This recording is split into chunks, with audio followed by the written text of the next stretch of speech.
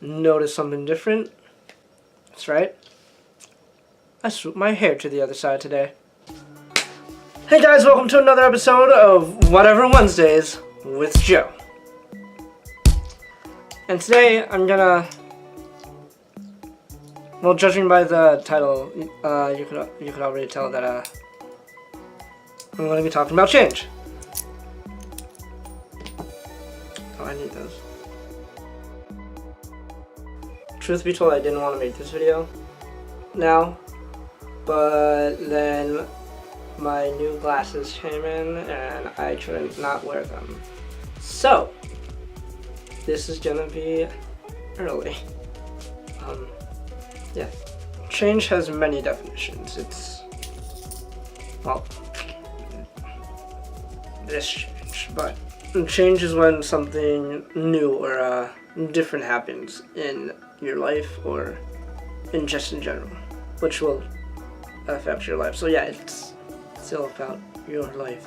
Anyway, people react differently to change. I know for a fact my best friend, it takes some time for him to adjust to new things, but he adjusts to them nonetheless, and he turns out okay in the end, so it's cool. I tend to roll with whatever happens in my life because, well, change is inevitable, so I kind of just accept it and keep going in my life, and there is something on my sock. Now, you can have like a small change or a big change in your life. It doesn't matter. It's still change. It could be as simple as changing your outfit or changing a small part in your routine, but depending on the person, that could be like a big change because they're very routine oriented and whatever. It could be moving house, moving from school to school, graduating, going on to the higher stage in school, or graduating and then going on to the workforce, or you get to work for a living and then die. You know, like after you retire, if you don't die in the... Anyway, at work we had to adjust to change. We had to adapt to the change. We have to adjust to new managers. Have to adjust to changing menus, changing schedules. Even in school, you can have a lot of change because you have to change your own thing so it can fit your school schedule, because school is important. Or fit your school schedule to be flexible with your full-time job if you're a full-time employee. Change could be leaving a job for another job, leaving a job to go to school, or getting fired. I've done that before, been fired, but I digress. Yeah, usually I roll with change, but recently it's I had some very big changes in my life. You'd think I would be okay with it and I would just roll with it, but no, they were just too big of changes for me. Let me backtrack for a bit. In September, we were a bit short-staffed at work, so I would always have to work my butt off.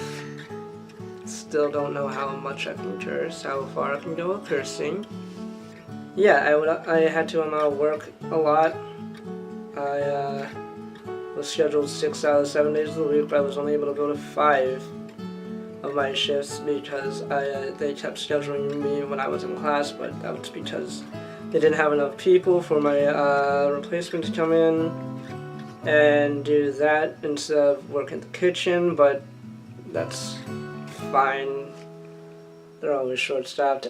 But so on Sunday, September 30th, at 1 a.m., I was coming back home from hanging out because I was out all Saturday, and around 1 a.m., 1:20 a.m., whichever, I fell asleep at the wheel and I crashed my car. Luckily, I didn't crash into anybody. just things that I just won't disclose right now because that's not important. But yeah, I totaled the car. The damages were pretty bad.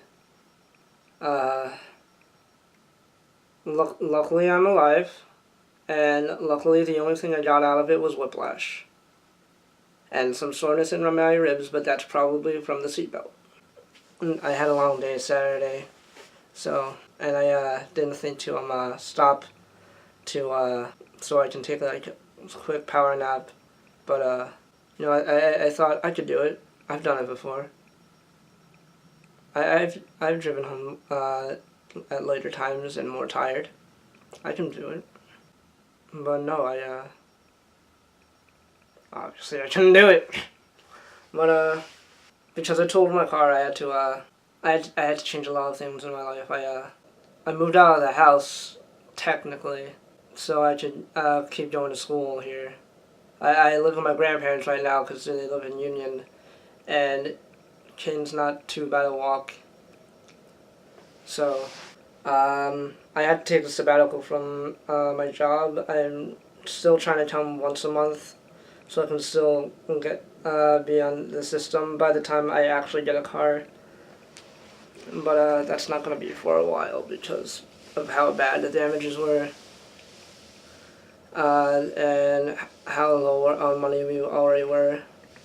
But that's not anything to do with this. At first, I was just rolling with it because, it was more changes, but, like, for the first few days after the accident,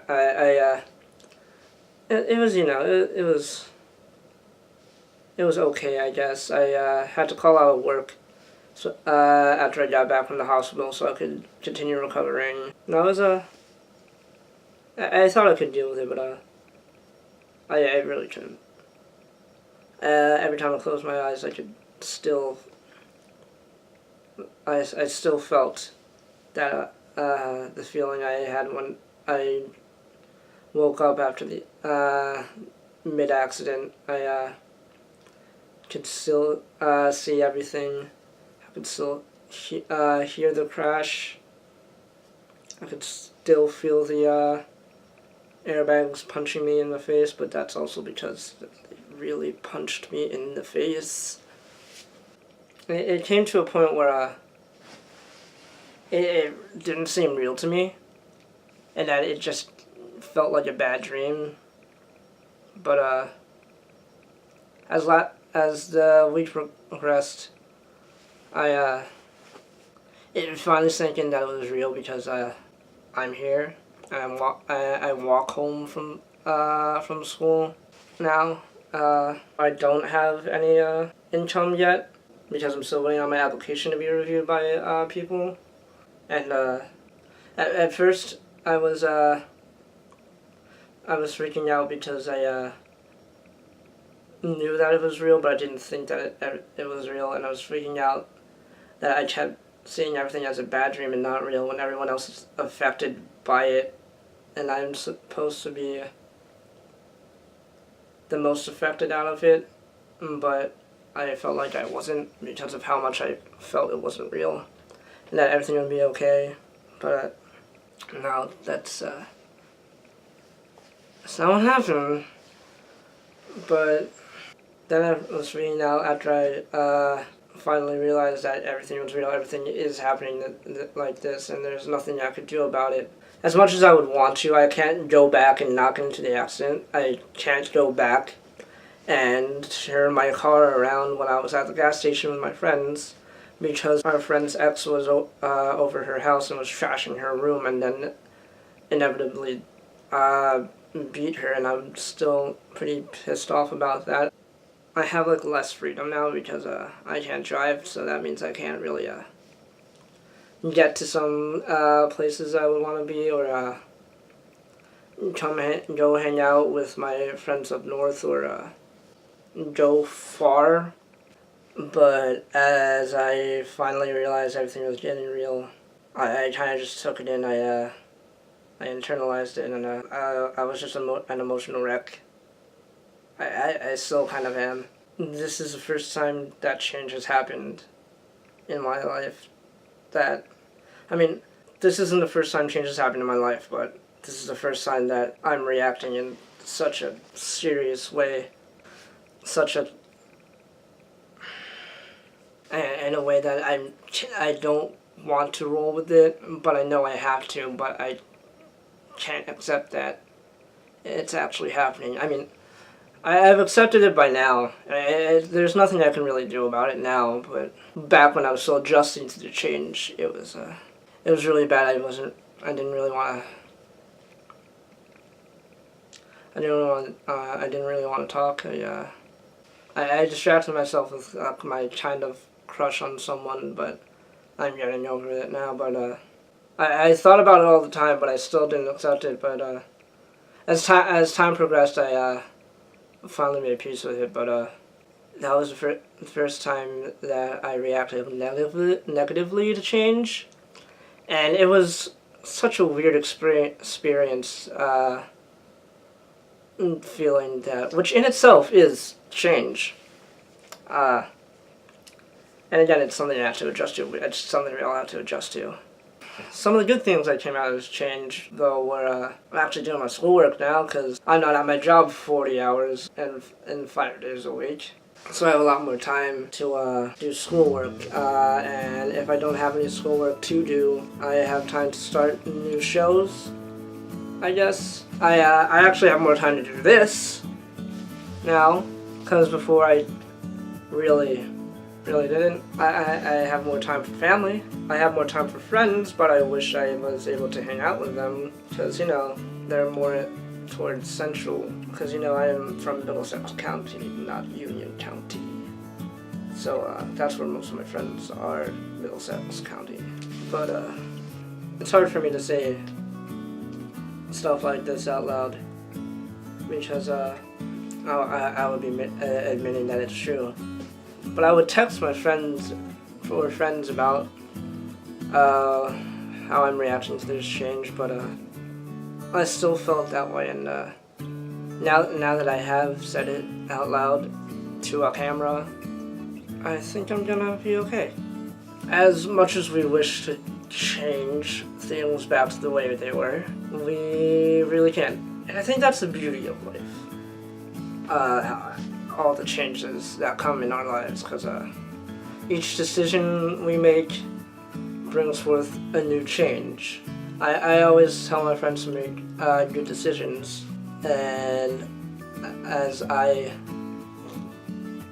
sometimes make good decisions, not very often, I need to take care of myself more, but that's my problem. Whatever decisions we make will have consequences, and how we react to those consequences and adapt to what those consequences bring is change in both our attitudes, hopefully, and our lives.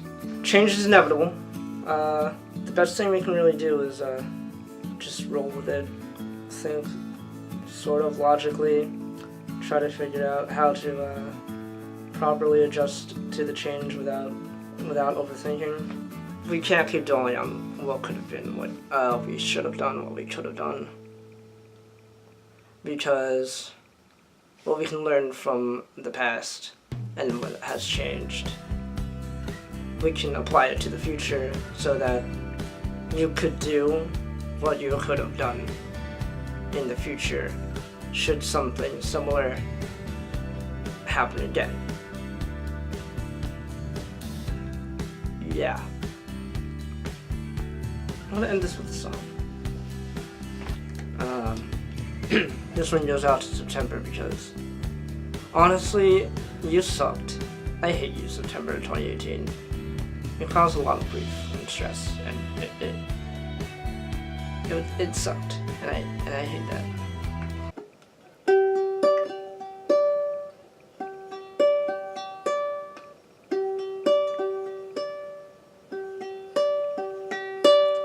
So, I think I'm gonna end the video here with a weird sign of hope, because, you know, at the end of the day, the only thing you can do is just hope for the best, and hope positive change keeps coming. Well, change is neither positive nor negative. The outcome of the change is positive or negative, but regardless, most of the time things will be okay, things will get solved, but sometimes people don't. Sometimes people don't think that way, and sometimes it can just get worse. But the other thing we can do about that is to keep going forward. If life keeps getting worse, make it better, because I feel like we all have the power to change our lives for the better. You know. Thank you for coming to my WET Talk, and bye.